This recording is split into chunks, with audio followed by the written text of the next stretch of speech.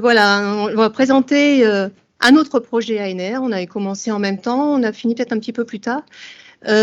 Toujours sur alors on parle de coopération, collaboration, des choses qui sont à préciser un peu plus là en ce moment sur ces aspects-là.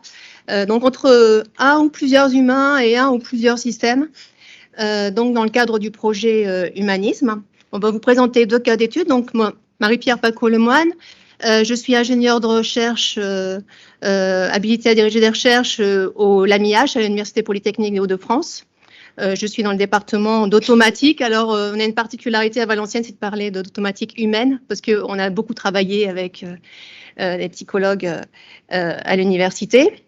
Et donc, Clément Guérin, oui. Maître de conférence. Clément Guérin, donc maître de conférence en ergonomie cognitive, donc à l'Université Bretagne Sud, et rattaché à un laboratoire, le LabStick, dans une équipe pluridisciplinaire qui s'appelle FOX pour facteurs humains et organisationnels dans les systèmes complexes. Je vais vous présenter rapidement le projet. Le projet global, sachant qu'il y avait 3 laboratoires, donc on est 2 représentants, enfin un représentant pour deux laboratoires, je vais y arriver. Donc Humanisme, c'est Human Machines Cooperation for Flexible Production Systems. Alors, on est un petit peu en marge, surtout moi, Clément en moins, par rapport à cette journée sur les robots collaboratifs, puisque moi, je vais vous parler un peu plus de supervision. Alors, par contre, notre objectif est certainement commun.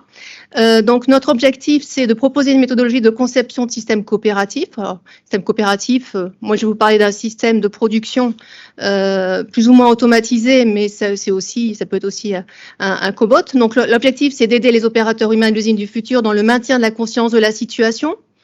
Alors, c'est peut-être quelque chose qu'on n'a pas trop discuté jusqu'à présent, mais en tout cas, donc pour l'aider pour la prise de décision et la gestion des incertitudes, puisque la situation, on sait qu'une situation d'un procédé peut toujours évoluer, on n'est pas toujours dans les conditions optimales, et mettre une coopération entre un homme et un système, c'est pas seulement dépendant de ses agents, de l'homme et du système, mais aussi de la situation qui peut être dégradée.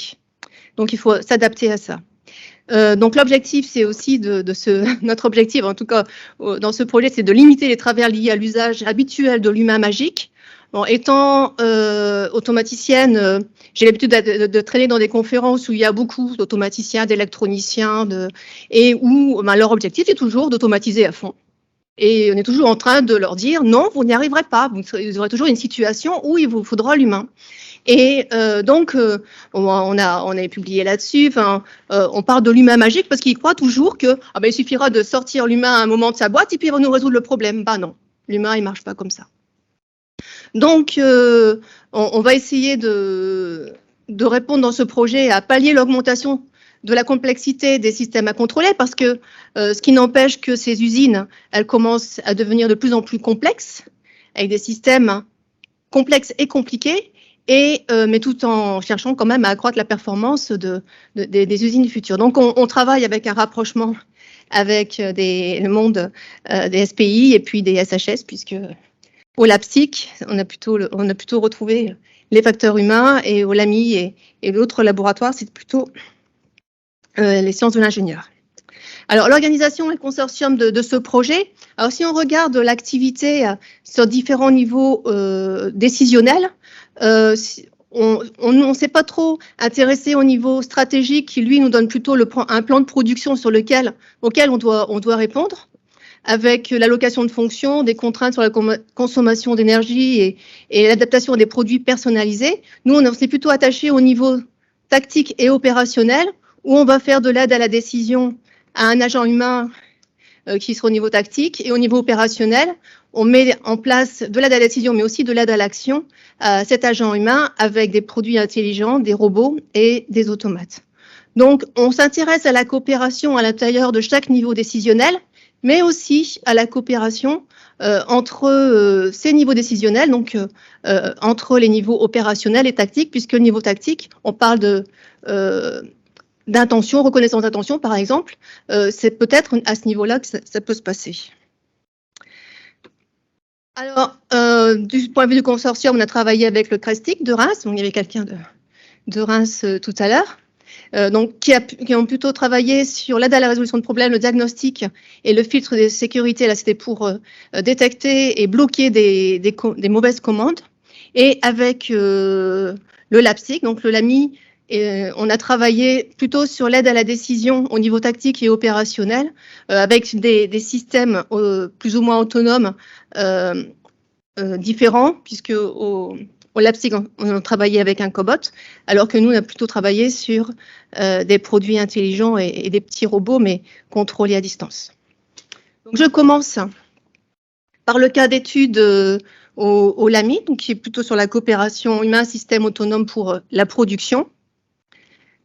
Alors, notre objectif, c'était d'analyser comment on peut mettre en place une coopération humain-système sur le type de système que vous voyez là.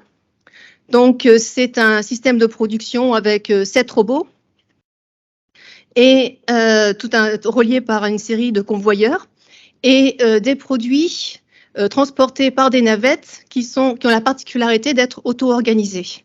Donc, c'est basé sur un système à base d'intelligence artificielle. Donc, les navettes, plutôt que de suivre un plan de production comme on fait habituellement en production, là, ce sont des agents autonomes qui choisissent le robot vers lequel elles doivent aller pour faire leur opération.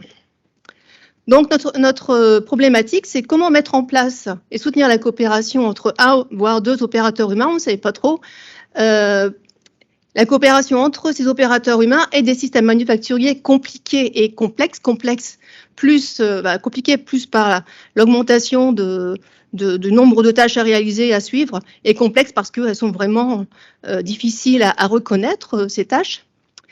Coopération avec des agents de niveau décisionnel différents, donc au niveau opérationnel et tactique. Avec différents types de systèmes autonomes, des systèmes de production basés sur des navettes auto-organisées, comme j'ai expliqué juste avant. Et on imagine autour de cette cellule de production des robots mobiles qui viennent charger et décharger les robots de production.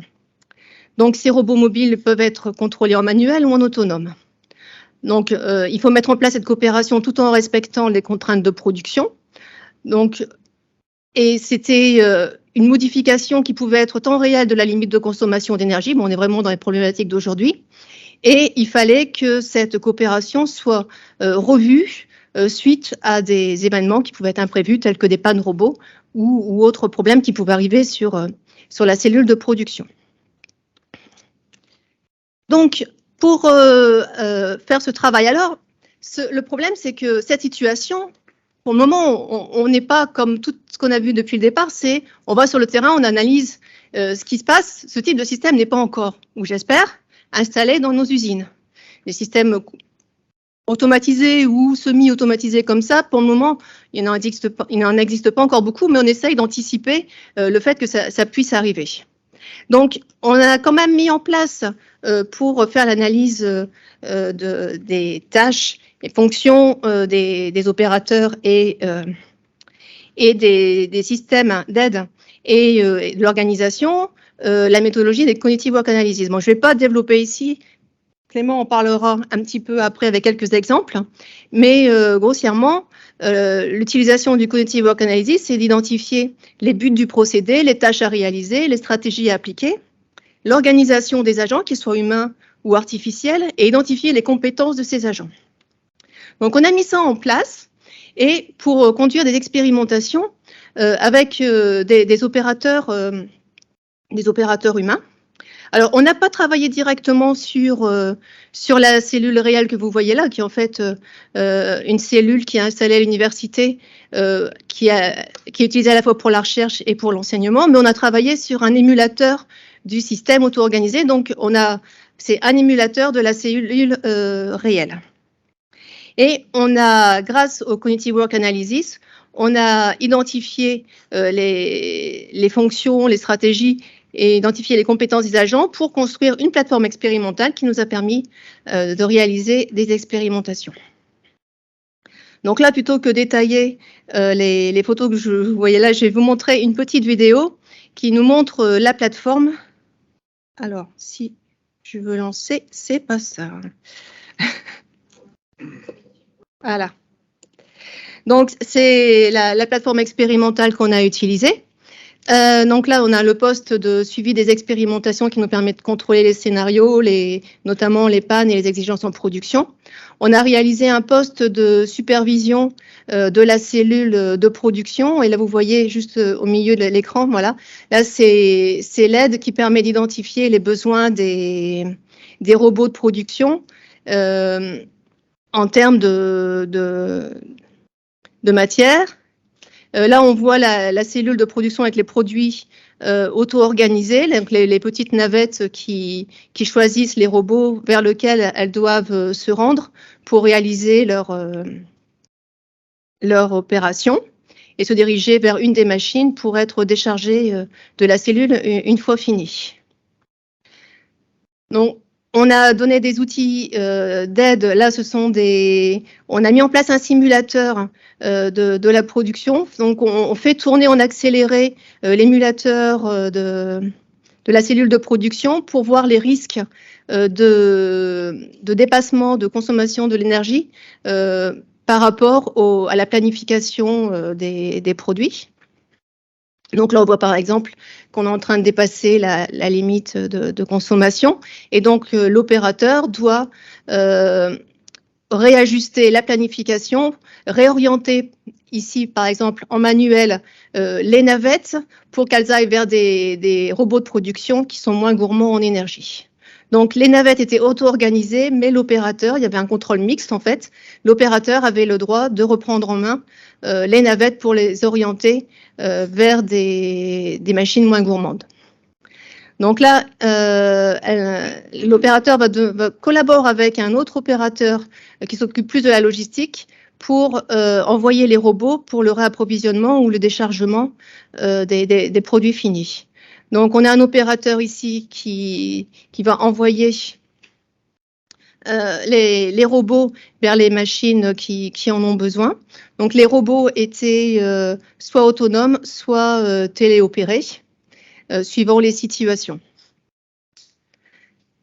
Donc là, le robot se dirige. Alors, cette tâche était au départ, dans une première expérimentation, uniquement confiée, l'ensemble des tâches étaient uniquement confiées à un seul opérateur. Et on s'est rendu compte que le système était bien trop complexe et un seul opérateur ne s'en sortait pas. Donc, on a explosé la tâche en 2 sous-tâches, donc la tâche de production et la tâche logistique, pour voir ce qui se passait réellement en termes de tâches individuelles et de tâches coopératives pour ensuite mieux construire finalement la coopération.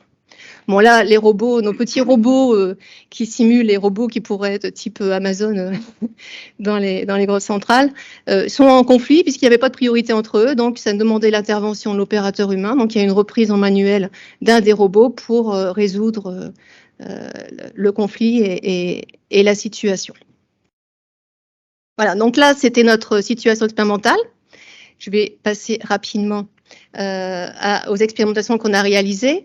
Donc, un point de vue protocole et procédure, donc pendant les expérimentations, nous avons présenté le projet. Alors, on a travaillé, on n'avait pas d'opérateur, c'est pas une situation réelle, donc on a travaillé avec des étudiants de l'université. Donc, on a présenté à nos participants le projet et on avait un questionnaire sur leur profil.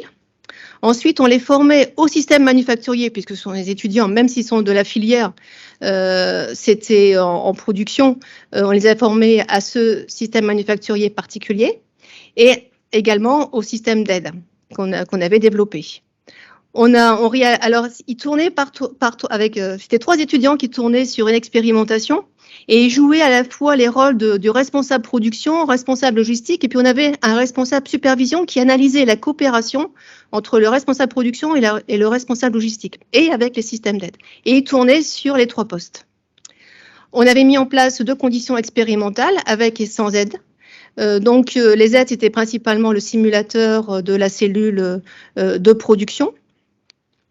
Et donc, on avait des scénarios, enfin plusieurs scénarios, où on déclenchait des pannes et on imposait une nouvelle contrainte d'énergie. Et à la fin, on avait plusieurs questionnaires sur la perception des systèmes et sur l'organisation des expérimentations également, parce que c'était un peu la première fois qu'on faisait ce type d'expérimentation sur un système du futur. Alors, très rapidement, puisque nous n'avons pas beaucoup de temps, je vais présenter quelques résultats. Il y a environ 60 étudiants de licence pro qui sont passés donc, sur cette plateforme. Il y en avait qui avaient plutôt une formation automatisme et supervision et d'autres plutôt robotique.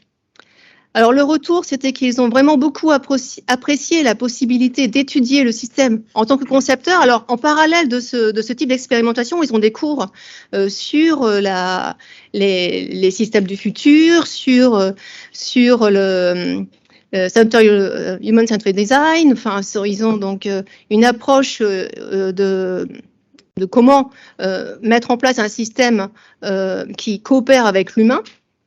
Donc là, eux, ils sont plutôt d'habitude de travailler en tant que concepteurs. Donc là, ils ont participé dans des travaux dirigés, à l'analyse de la tâche et à la conception.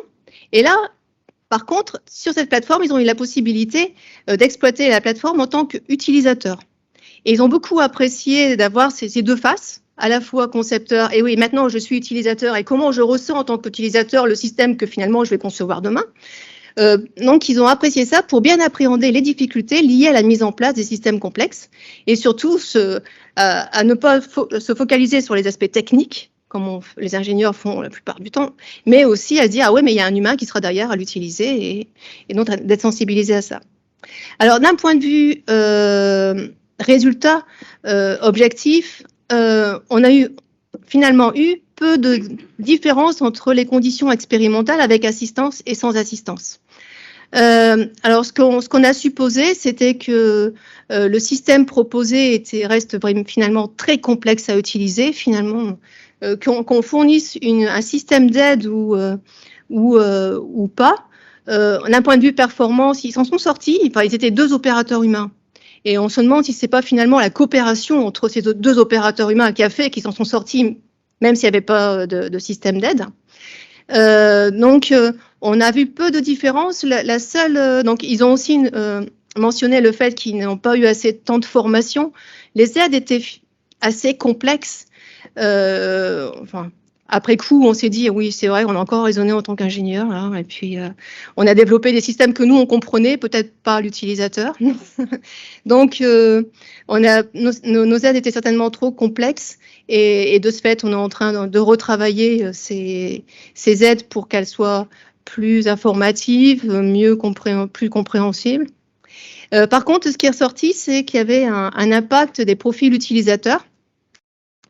Et comme on avait demandé juste avant l'expérimentation le profil des participants, bon là ce sont des étudiants, ce ne sont pas des professionnels, mais on s'est rendu compte qu'en fonction de leur background, ils n'avaient pas eu les mêmes comportements et les mêmes performances.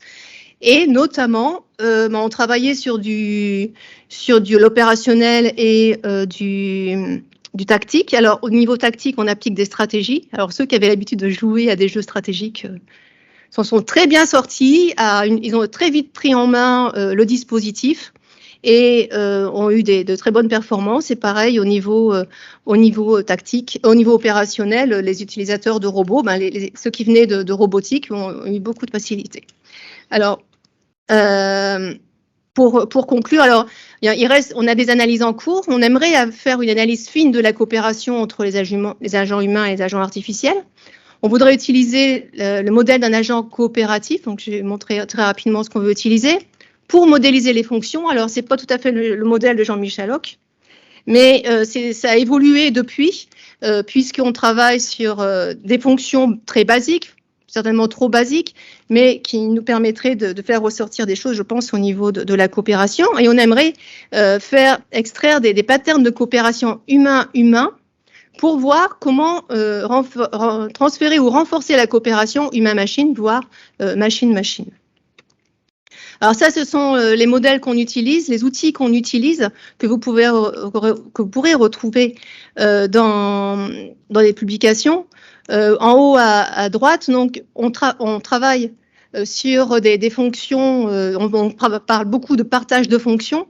Donc, des fonctions, on est plus sur le cognitif, avec ce qu'on appelle le savoir-faire de l'agent. On essaye de faire une similitude entre ce que fait l'humain et la machine, même si c'est jamais pareil. Mais comme on parle de partage, il faut qu'on parte sur des choses qui sont peuvent se rapprocher, mais on parle aussi de savoir coopérer. Alors ça, peut-être que c'est des choses qu'on n'a pas beaucoup mentionnées, où on parle beaucoup jusqu'à présent, c'est que on parle de la tâche, mais tout ce qui est interaction et modèle de l'autre est super important. Et on essaye c'est pour ça qu'on a défini ce qu'on appelle le savoir coopérer, où je me fais une représentation de l'autre. À l'INRS, quand dans votre présentation, c'était avec l'opérateur humain. Finalement, je le connais pas bien, donc j'ai pas une bonne représentation. Par contre, j'ai eu la formation sur le GoPod, et là, je sais ce qu'il va faire et je sais comment il va interagir avec moi. Et donc, je sais comment il va interagir avec moi, c'est ce que nous, on appelle le savoir coopérer. C'est pas sur la tâche elle-même, c'est sur comment j'interagis avec l'autre. Et on se base sur l'espace de travail commun, donc le Common Workspace, où on va construire une interface où chacun va pouvoir mettre sa compréhension de la situation, mais aussi des informations sur lui, pour que l'autre sache où on en est sur l'activité en cours, dans le cadre de la coopération. Pas la tâche individuelle, mais sur la tâche coopérative. Finalement, d'un point de vue méthodologique, le Cognitive Work Analysis ne nous a pas permis bien d'identifier le partage des fonctions entre les agents humains et artificiels. Donc, on aimerait peut-être améliorer, donc c'est un travail avec le LabStick, améliorer cette méthode, mais sur les aspects coopération. On va essayer de continuer l'analyse, donc on a plein de données, donc on aimerait bien les analyser, peut-être avec des encodages semi-automatiques, on va voir. Et puis essayer de voir s'il serait possible de reconnaître des patterns de coopération pour savoir comment analyser cette coopération et la mettre en place avec la machine. Et donc après transférer ces patterns dans le système artificiel, dans le système d'aide, que ce soit à décision ou à l'action, pour que le système manufacturier soit plus coopératif. Alors, j'ai fait ma partie. Donc, Clément, vous avez une tâche compliquée et complexe. Ok, on va essayer quand même de dire quelques mots. Oui, on va essayer de dire quelques mots là sur le cas d'étude qu'on a développé au LabStick. C'est un cas d'étude donc de coopération humain-cobo pour de la préparation de commandes. Et donc, à l'image des travaux qui ont été développés au LAMI, on a étudié une situation particulière que je vous décrirai tout à l'heure, mais on n'était absolument pas dans un environnement naturel, dans un environnement industriel avec des vrais opérateurs. Là encore, on était avec des étudiants et on a adopté plutôt une approche expérimentale dans un environnement contrôlé et aussi simulé. Et donc, on était aussi dans un cas où on s'est intéressé à un cobo qui pouvait avoir des capacités d'analyse, donc on était plus sur le versant cognitif que le versant plutôt physique d'implémentation d'une action. Donc c'est la particularité un peu de ce cas d'étude que je vais déclarer ensuite. Et donc le cobo pouvait être amené à communiquer à un opérateur son diagnostic d'une situation. Il s'agissait d'un risque de rupture de stock pour pouvoir justement préparer ses commandes. Et on s'est intéressé en particulier à un des leviers qui pourrait être la transparence des informations communiquées au cobo, depuis le cobo vers l'opérateur, comme étant un moyen de faciliter justement le savoir coopérer dont Marie-Pierre parlait tout à l'heure. Alors malgré tout, même si on a étudié les choses dans une perspective expérimentale, simulée, contrôlée, ce cas d'étude, on l'a construit en s'inspirant de notre plateforme, qui est une plateforme à la fois pour un usage recherche et puis un usage aussi pédagogique, disons, qui s'appelle SCAP. Et donc SCAP est notamment constitué d'un convoyeur, d'un anneau transitique sur lequel circulent des cubes de couleurs, et puis vous avez différents postes de travail, différents postes de préparation de commandes sur lesquels vous pouvez affecter des opérateurs humains ou des opérateurs de type cobo. Donc situation industrielle de préparation de commandes où là les commandes étaient représentées finalement par une combinaison de cubes de couleurs à mettre dans des colis.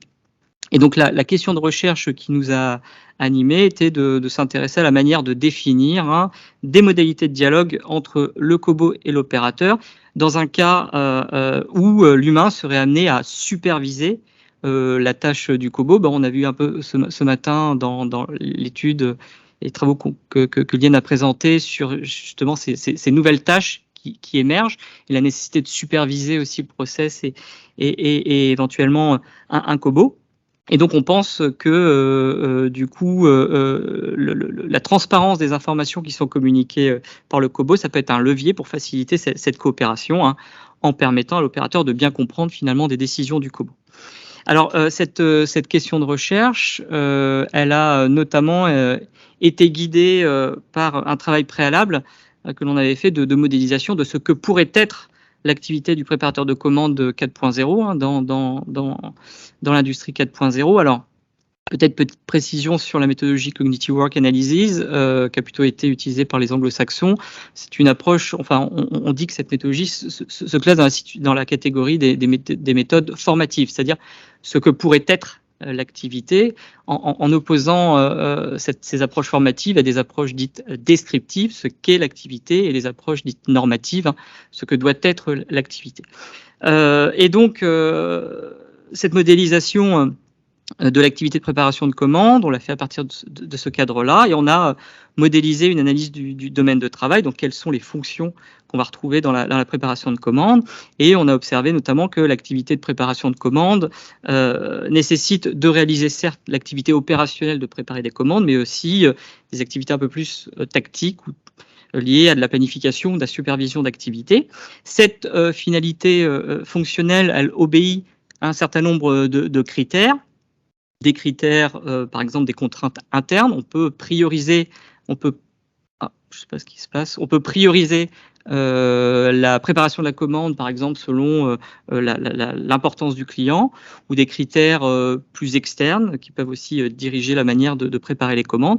Et surtout, cette activité se décline, il y a un petit temps de latence, se décline en fonctions génériques qui vont englober des aspects plutôt tactiques. Donc ça peut être par exemple dans la préparation de commandes superviser des ressources comme l'approvisionnement des matières premières, et des fonctions opérationnelles comme simplement réaliser la commande en mettant des références dans les cartons. Donc en résumé, cette analyse elle nous a permis d'imaginer des caractéristiques du préparateur de commande 4.0, hein, comme on l'a qualifié, qui pourrait être en interaction avec un cobo, hein, et on a notamment identifié le fait que le préparateur aurait une étendue de supervision, hein, enfin sa supervision serait étendue à des fonctions tactiques, hein, avec la nécessité de superviser finalement des interférences dues à la coactivité avec le cobo, en plus peut-être d'une activité opérationnelle de réalisation de colis, hein. Et puis aussi une forme aussi de décloisonnement, hein, entre des fonctions opérationnelles et tactiques, hein, puisque l'opérateur pourrait être amené à alterner justement entre cette tâche opérationnelle de réaliser des colis, hein, une simple exécution en quelque sorte de préparer des commandes, et puis la gestion, la planification de la coactivité avec le cobo. Alors oui, bon, je vais pas trop rentrer parce qu'on a exploité aussi, on avait aussi cherché à exploiter. C'est vrai, comment finalement ces différentes fonctions pouvaient être supportées par des technologies de l'industrie 4.0 qu'on avait classées en 4 catégories, hein. C'est ce qu'on retrouve derrière chacune des couleurs. La technologie 1, c'est plutôt des technologies liées à du recueil d'informations, donc typiquement les technologies de type IoT, type capteur. Les technologies 2, c'était plutôt des technologies associées à de l'analyse d'informations, du diagnostic, du pronostic. Les technologies 3, plutôt encore une fois, sur un versant cognitif, plutôt sur la possibilité d'afficher de l'information de manière située, donc typiquement des technologies de type réalité augmentée, puis technologie 4 plus du côté de l'implémentation de l'action. Je ne rentre pas trop dans ces détails. Alors, dans la méthodologie Cognitive Work Analysis, après l'analyse de domaine de travail, on peut aussi déployer la modélisation de la tâche de contrôle, et on peut utiliser une échelle double de décision que vous connaissez certainement depuis les travaux de Rasmussen, hein, pour notamment distinguer différentes situations de variation de production finalement auxquelles l'opérateur préparateur de commande, hein, est confronté, et comment aussi ces technologies pourraient prendre en charge le contrôle de tels événements dynamiques. Et donc surtout cette analyse nous a permis de construire une expérimentation où on a cherché à mettre le focus sur un cas spécifique, un cas de situation de variation de production spécifique, qui est finalement un faible niveau de stock, hein. Du point de vue d'un préparateur de commande, une situation comme ça peut être perçue comme un risque de rupture de stock, et donc le préparateur de commande peut être amené du coup à mettre en œuvre une variété de stratégies pour s'adapter à cette situation de variation. Il peut être amené à réordonnancer par exemple la liste de ses commandes, en par exemple priorisant selon des clients plus importants, ou en préparant par exemple les commandes qui ne nécessitent pas la référence qui est en rupture. Alors cette situation donc de risque de rupture de stock, on a cherché à l'étudier dans un contexte de coactivité entre préparateurs de commandes et cobots. Donc je vous dis juste quelques mots sur l'étude expérimentale qu'on a mis en place. Donc la situation de coopération était la suivante. En bas, vous retrouviez finalement un robot collaboratif et un humain. Donc on avait 2 rôles opérationnels de préparation de commandes, et le participant à l'étude jouait un rôle de superviseur, tout en devant aussi réaliser finalement des commandes, tout en préparant aussi des commandes. Et donc, il devait, en plus de ça, superviser la ligne. Et donc, on avait un scénario dans lequel le cobot percevait une rupture de stock pour une ressource. Donc, il n'avait pas assez de cubes rouges pour pouvoir réaliser les commandes à son poste. Et il demandait au superviseur, donc aux participants, un réapprovisionnement.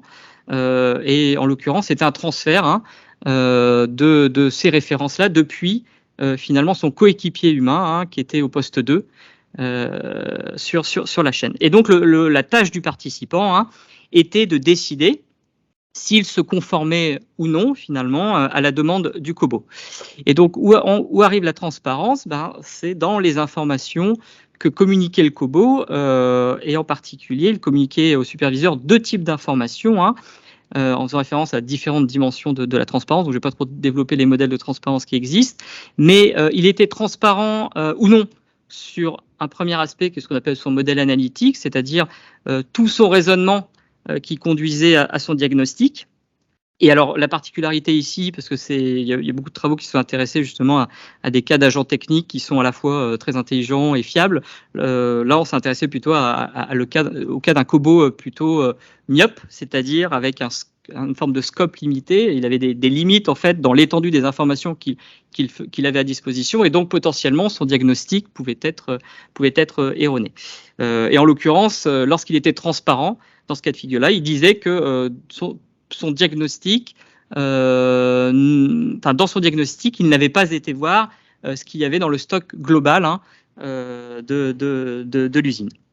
Et le deuxième élément sur lequel il était transparent, donc c'est la ligne du dessus, la Humantimate Workstation, l'indicateur de capacité, c'est qu'il était plus transparent ou non sur sa perception de la charge de travail de son coéquipier au poste 2.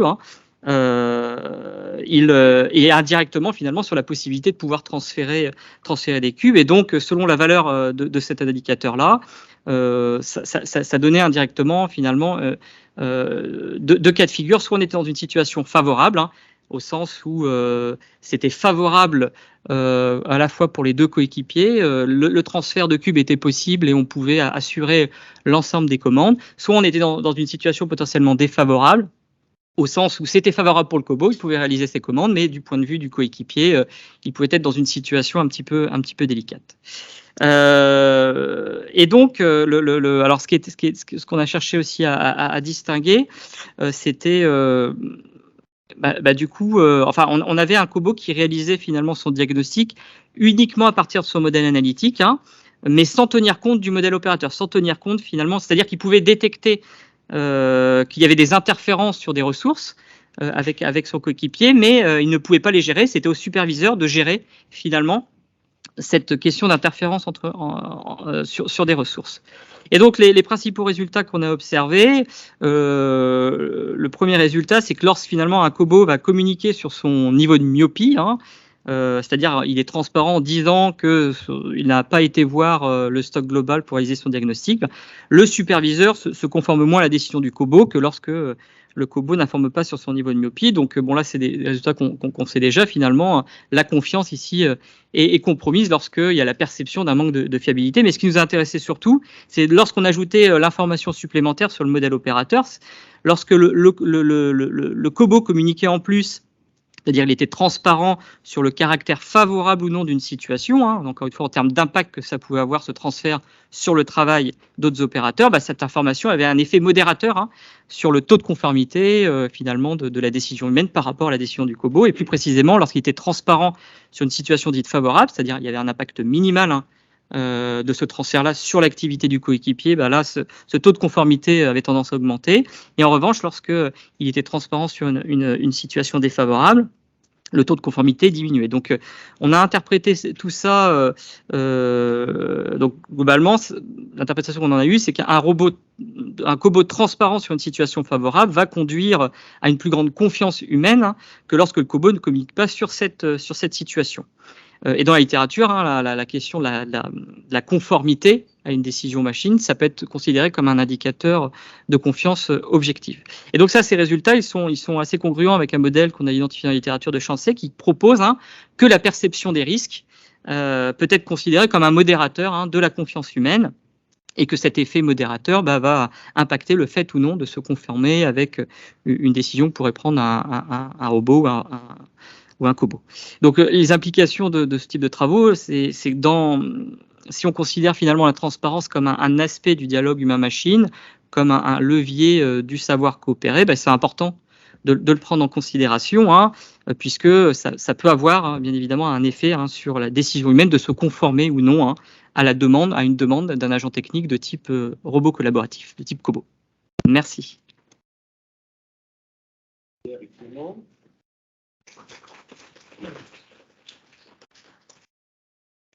Désolé. Voilà, mais j'ai l'autorisation dérivée jusqu'à 10. Aujourd'hui, c'est bien. On a des contraintes sur la table ronde. Oui. Il y a quand même qu'il y ait cette coopération avec.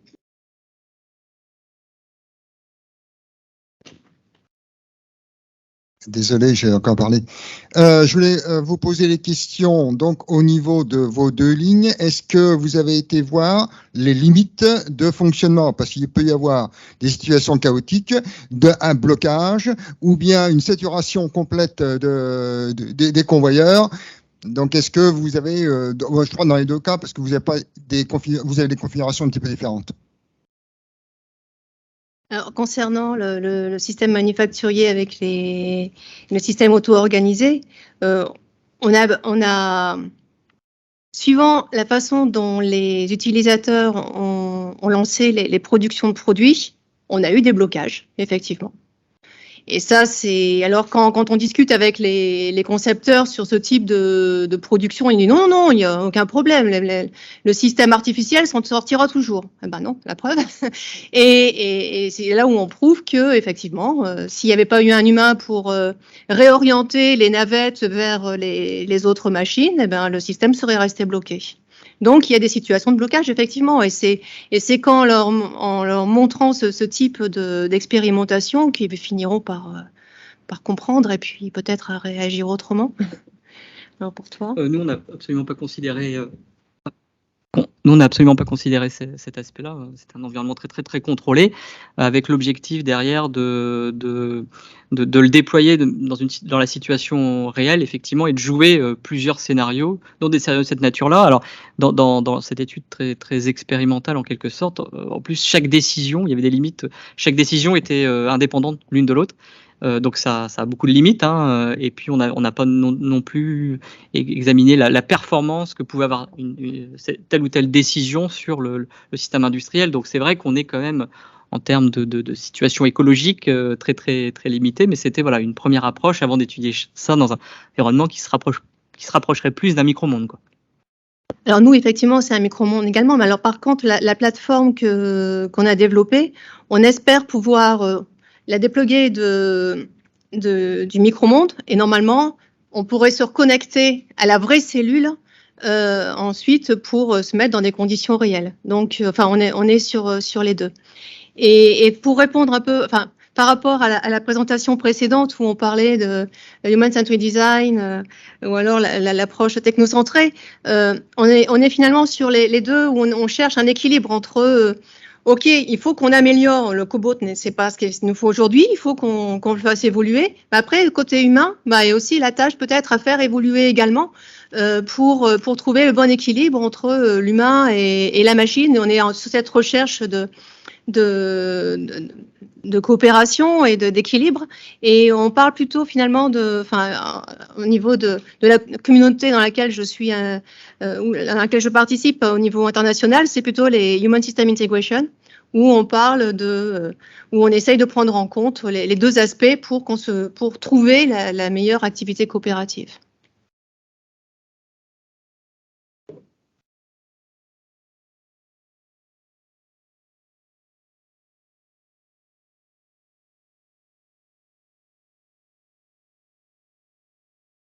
Il posera la question, mais il la pose pas. Oui, non, mais très rapidement, enfin, dans votre présentation, et vous êtes donc des spécialistes des sciences cognitives, hein, si j'ai bien compris, il y a beaucoup de communication, coopération, reconnaissance d'intention, enfin des choses qui sont de l'ordre de l'activité humaine. Et j'ai pas, parce que vous n'avez pas le temps non plus, mais j'ai pas vu comment vous prenez ça en compte. Le savoir coopérer, à un moment donné, la coopération, c'est une décision coopérative, c'est dire oui ou non. Voilà, ça, quand même, elle est assez réduite, cette coopération. Donc voilà, est-ce que ce sont des projets à venir, des intentions ou alors c'est déjà travaillé quelque part? Qu'est-ce que vous utilisez comme modèle, ne serait-ce que pour la reconnaissance d'intention, par exemple, qui est un vrai casse-tête, à la fois théorique et encore plus technologique? Alors là, c'est vrai qu'on part d'un système du futur. Les modèles qu'on utilise sont issus de nombreux projets depuis le doctorat, puisque on était tous les deux co-dirigés par Jean-Michel Hoc, et donc moi automatique et psycho, ouais, donc en ergonomie cognitive. Donc c'est un modèle qui a été appliqué dans du transport, en contrôle aérien, en robotique, enfin dans le militaire, dans l'automobile, enfin plusieurs domaines dans l'aviation. C'est un modèle sur lequel on s'appuie, qui a fait ses preuves, qui continue à évoluer, ou qu'on utilise. Bon, j'ai rapidement montré une grille à un moment où on va analyser l'activité. Donc on est toujours plus ou moins dans le cognitif, contrairement peut-être un peu plus à ce qu'on a vu avant, mais où on analyse les fonctions individuelles et coopératives de chaque. On remplit cette grille pour identifier qui sait faire quoi, quand, comment, et pour justement faire ressortir sur quelle fonction on va porter la coopération. Ça peut être sur l'analyse de l'information, sur du diagnostic, sur de la prise de décision, sur l'action.